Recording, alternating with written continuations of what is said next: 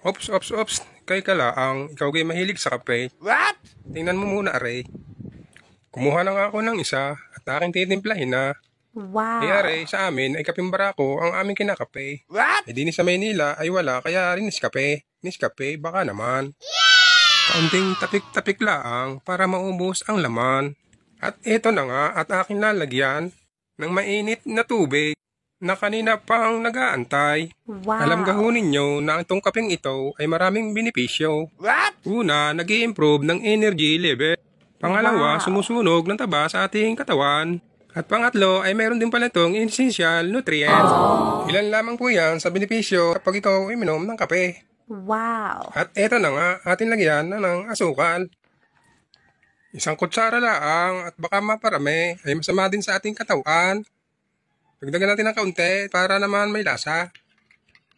Ating halu-haluin na at na magkaalaman na kung ano ang lasa. Yes! Pinakamasarap magkape kapag may kasama na rin. Tinapay ng Danos Bakery. Wow. Bago sasamahan mo pa ng palamang aray, hindi kay pandalay. O siya, ano pag ang iniintay mo? Ay ikaw ay pumarine at kita'y magkakape.